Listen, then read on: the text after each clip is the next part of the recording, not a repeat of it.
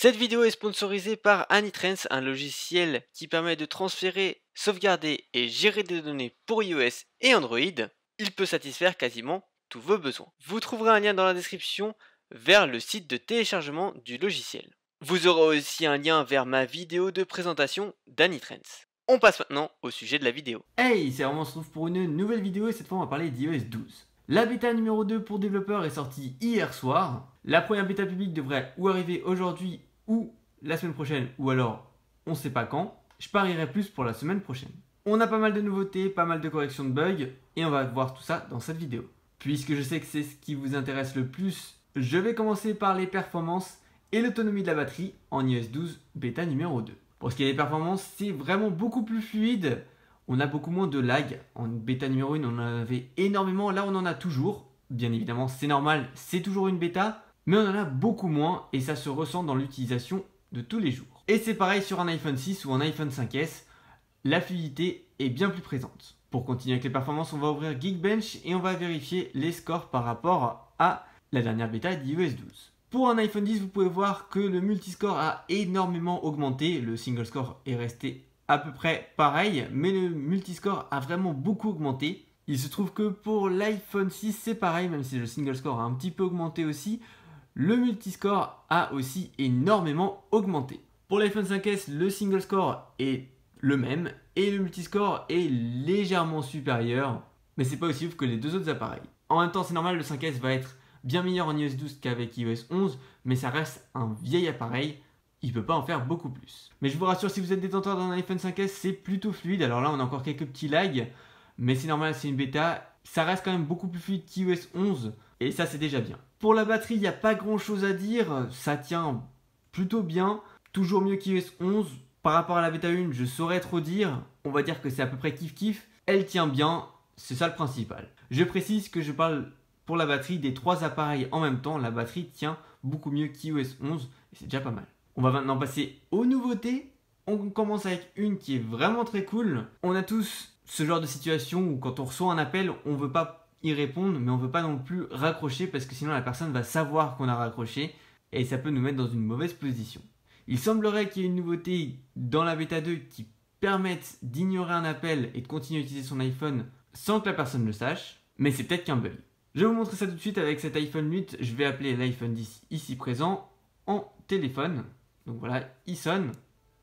Comme vous pouvez le voir, je reçois l'appel. Et d'habitude, quand on clique sur rappel, ça nous demande quand est-ce qu'on veut que ça nous rappelle que quelqu'un nous a appelé.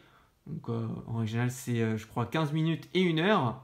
Et là, si je clique sur rappel, vous pouvez voir que ça disparaît, mais que le téléphone continue à vibrer. On le sent bien et l'appel continue. Mais je peux continuer à utiliser mon téléphone comme j'en ai envie, mais je tombe sur messagerie sur l'autre téléphone.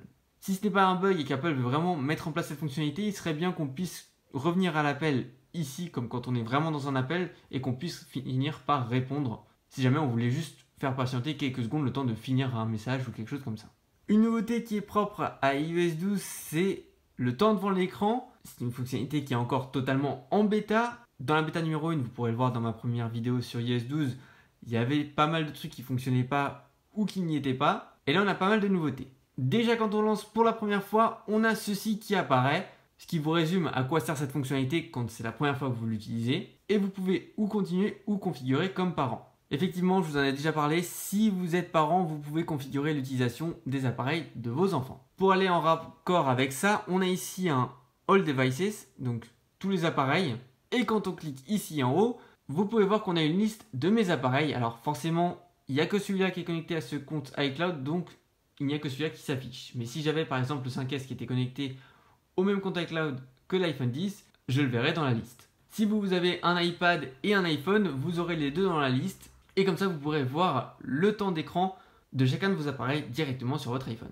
Toujours dans le temps d'écran, maintenant on peut cliquer sur les petits onglets qu'on a ici en bas. Avant, on pouvait cliquer dessus, mais ça ne faisait absolument rien. Là, ça nous ouvre une autre fenêtre avec plus d'informations sur l'application et sur l'utilisation de l'application. Dans la bêta numéro 1, quand on cliquait sur configurer le temps d'écran pour la famille, ça ne fonctionnait pas. Maintenant, ça fonctionne, c'est un petit peu long à répondre, mais on a ce menu qui apparaît. Ensuite, vous pouvez faire démarrer ou annuler. Dans l'App Store, on a un nouvel onglet. Quand on clique sur personnalisation, qui est donc le nouvel onglet, on a pas mal de nouvelles choses. Alors tout est en anglais pour le moment, comme beaucoup de choses dans les bêtas. Vous l'aurez vu dans les réglages, il y a beaucoup de sous-parties qui sont en anglais. Et vous pouvez voir vos données qu'Apple utilise pour l'App Store. Je vais tenter de me connecter à Twitter. Donc mon mot de passe est préalablement enregistré. Et quand je vais cliquer donc, pour me connecter, vous allez voir qu'il me propose donc de me connecter avec mon compte. Et je peux ou choisir d'écrire parce que je veux me connecter avec un autre compte ou accéder à mes autres mots de passe. C'est donc une toute nouvelle interface. Avant, on avait le clavier qui popait et dans les suggestions, le compte ou les comptes quand on en avait plusieurs. Mais là, je trouve que c'est beaucoup plus facile puisque généralement, s'il nous propose, c'est qu'on a déjà été sur le site et que c'est effectivement le compte qu'on va utiliser. Et il y a juste à cliquer dessus. Vous pouvez aussi voir qu'il y a écrit numérisation avec Face ID lorsqu'on utilise Face ID. Avant, il n'y avait tout simplement rien d'écrit. Voilà, le texte est maintenant rentré et je peux me connecter. Toujours pour Face ID, vous pouvez voir que c'est vraiment très rapide sur le lock screen. Donc pour le déverrouiller, c'est vraiment super rapide, beaucoup plus qu'avec iOS 11. Là, je suis un petit peu loin et je regarde un petit peu sur le côté et pourtant c'est vraiment très rapide. Une dernière fois, voilà. Sur l'iPhone 10, on a un petit bug, je pense pas qu'Apple veuille ça. Notre barre de statut, qui est un petit peu modifiée pour l'iPhone 10 bien évidemment, n'est plus très droite. J'espère que ça va pas rester comme ça. Quand on ouvre l'application Dictaphone, pour la première fois, on a ce menu qui apparaît. Je vous explique que l'application a été redesignée, que maintenant ça fonctionne avec iCloud, votre iPhone, votre iPad et votre Mac. Il faut savoir qu'il y a pas mal de bugs en bêta 2 et que ça fonctionne pas super bien au niveau d'iCloud et des autres appareils. Mais en version finale, ça fonctionnera comme ceci. En bêta 1, on n'avait pas ce menu, on avait tout simplement l'écran de l'application directement. Dans les réglages des mémos vocaux, vous l'aurez vu sur mon autre vidéo, on n'avait que ça. Maintenant, on a tout ça qui a été rajouté. On a la position, Siri, actualisé en arrière-plan et données cellulaires, plus qu'on avait déjà avant, qui avait déjà changé par rapport à iOS 11. Tout a été regroupé. Si vous avez une enceinte Bluetooth, une enceinte connectée comme le HomePod ou même une Apple TV et vous décidez ici de connecter, le petit signal sera ici en bleu lorsque vous serez connecté à un autre appareil. Donc je ne peux pas vous le montrer puisque mon enceinte n'est pas reconnue par mon iPhone, je ne sais pas pourquoi. Je n'ai pas de HomePod et mon Apple TV est trop loin.